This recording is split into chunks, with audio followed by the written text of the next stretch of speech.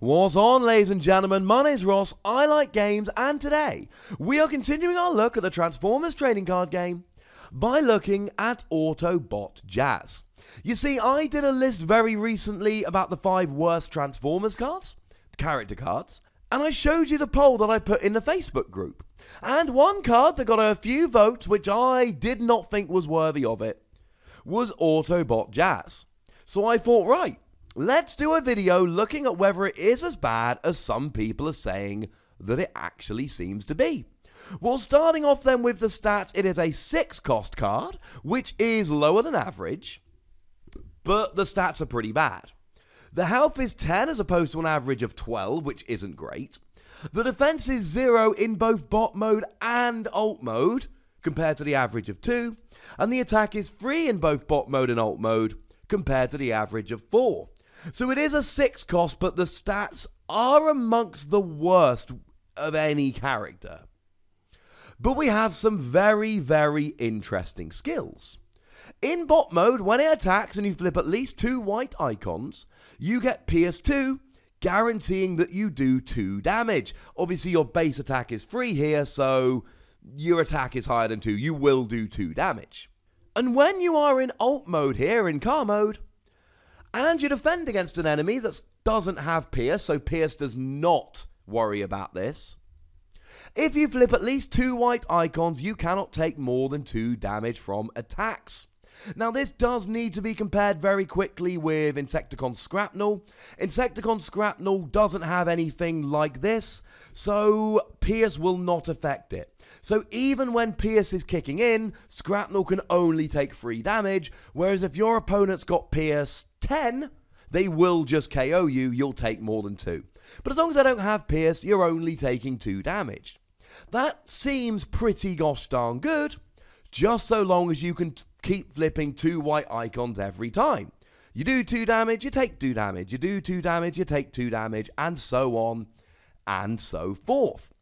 So what can we do in terms of partners here? Well, I really like Flame War. Firstly, it's a 5 cost, which is absurdly cheap. It is the joint cheapest in the game. But when you're in bot mode, each of your characters has tough 1, flip 1 more card when defending, 1 more chance to hit a white icon. And when you flip into alt mode, each of your characters gets bold 1 until the end of the turn, which means that you flip 1 more card when attacking, meaning you're more likely to hit your 2 white icons. Although really here, I think the best use for this is to leave yourself in alt mode so that you can only take 2 damage and just play the whole ha ha ha you can't knock me out game, with a little bit of healing. More on that in a moment. I also like Bumblebee here. Now there's a few Bumblebee, but I'm specifically referring to Courageous Scout here, and one of the reasons is in bot mode, when you attack or defend and you flip at least 2 white icons, you flip 2 more battle cards, which is kind of nice. Plus, it's a car, so all of the car stuff that's going to be helping out Jazz here will help out Bumblebee too. And if you're playing all of them, you will have a few left over, a few stars to make your team. So I think turn it into a 4-character team with RC, which is a 5 cost.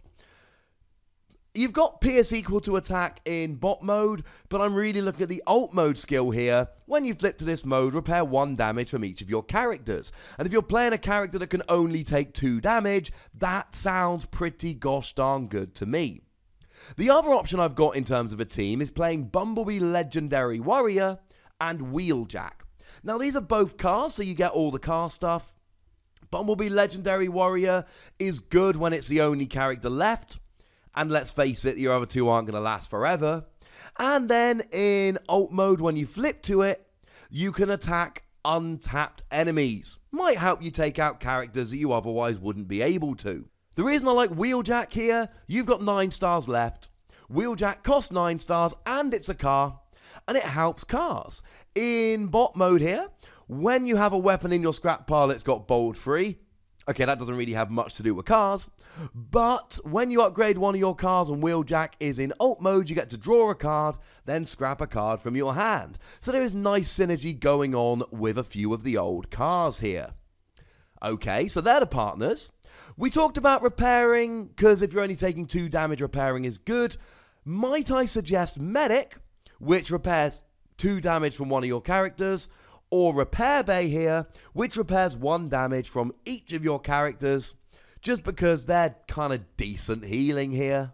But really, this is a character that needs white icons. The whole point of this is that you need white icons. And the thing is, white icons are really good for drawing and doing a couple other good things, but they're not particularly great for actually helping you to kind of attack.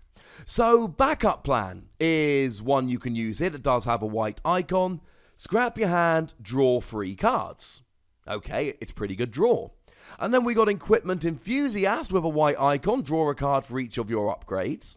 And then you've got System Reboot here, white icon, each player scraps their hand and draws 4 cards. Now that could be quite nice disruption against your opponent, but with all of those cards you're just drawing.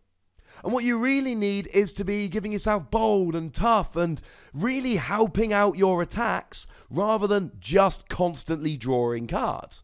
Now we do have Rapid Conversion, which as far as I'm concerned should be a free of in every deck. It's got a white icon and lets you flip one of your characters. I mean in every deck I'm putting that as a free of, but certainly here it should be a given. In terms of upgrades, we do have a little bit better here. We do have Combat Training, which I like a lot here. It has a white icon, and if you've got a weapon, you got Bold 1. If you've got an armor, you've got Tough 1.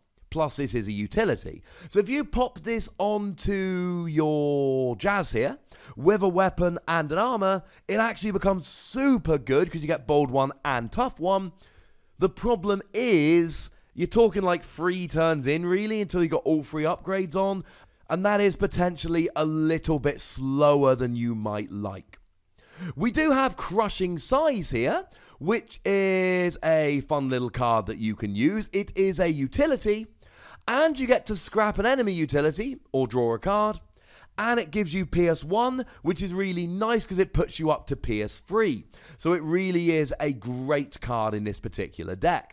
Data Bank lets you draw a card at the beginning of your turn. Data Pad lets you draw a card when you attack. And then you can put a card from your hand on top of your deck, which is really good because if you've got a white icon in hand, you can put it on top of your deck to guarantee it will be there. So when you start using Jazz, that's 1 white icon guaranteed before you've even started, which is just good in this particular one. We have Debilitating Crystal, which has a white icon. I mean, obviously, all of these do, but it lets you, when you attack, return an upgrade on the defending character to the owner's hand. So, quite nice. Maybe you can get rid of something like, well, Combat Training on your opponent, for instance. We got Force Field, which is my other free of in every deck card. Guarantees that you can only take 4 damage. Hopefully, you won't need it. But if you're against a deck that does have Pierce, okay, you can still take 4 damage rather than 2, but you're not going to get knocked out. Plus, you can put it onto your non-Jazz cards. And Piercing Blaster here gives you Pierce 3. To add on to your others, just remember that you've got a base attack of 3. If you're playing a lot of white icons, you're probably not playing that many orange icons, so it's no good having Pierce 6 unless your attack is up to 6. So as much as I like this card, you've already got Pierce 2, so I don't know, might not always give you the most use here. Now, bold is really good because the more bold you have, the more cards you flip, the more likely you are to hit your white icons. We've got the aforementioned Combat Training. We've got Flamethrower, which just gives you Bold 2 as an upgrade weapon. And then we've got Supercharge, which gives you Bold 3 as an action, which is pretty gosh darn cool. And then in terms of Tough, to help you out when you're defending, flip more cards so you're more likely to hit the double white icons. We've got Improvised Shield here, which just, gives you Tough 1. It's alright. It also gives you double orange icons, which is great. We've got Reinforced Plating here, which gives you Tough 2. And we've got the aforementioned Combat Training. And Tough is one you could really focus on nicely here because it's the taking 2 damage maximum that's really good about Jazz. And so you want lots of white icons, but you want to make sure you hit them while defending, so Tough is good. Being a car does mean you've got all of the usual car tricks. You've got Start Your Engines, which lets you flip each of your characters from bot mode to car mode, and then untap one of your cars, which is crazy good. We've got Team Up Tactics, which lets you nominate a car and then draw 2 cards. Although, as we've seen, if you're really going for white icons, you've probably got better draw. And we've got Turbo Boosters, which is a nice little upgrade, which lets you untap a character while increasing its attack by 1, which is just awesome, to be honest. You are a melee character, so do remember that you can use body armor here to give yourself tough 3, and I think that is an excellent idea.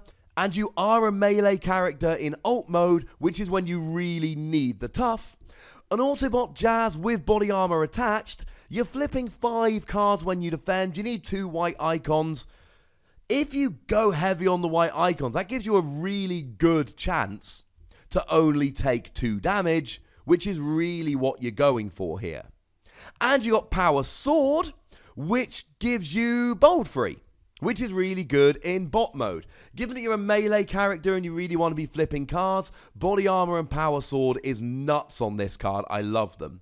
Although I do need to mention Thundercracker here.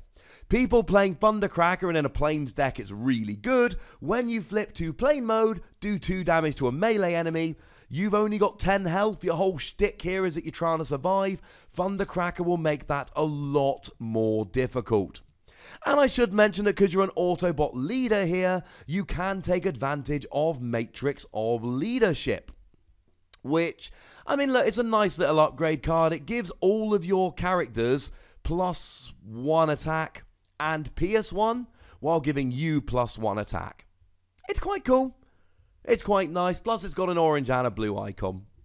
The awkward thing about Autobot Jazz is that if you're not building it with a bunch of white icons, you really are going to struggle to ever get any of these skills to work. And it doesn't have great stats.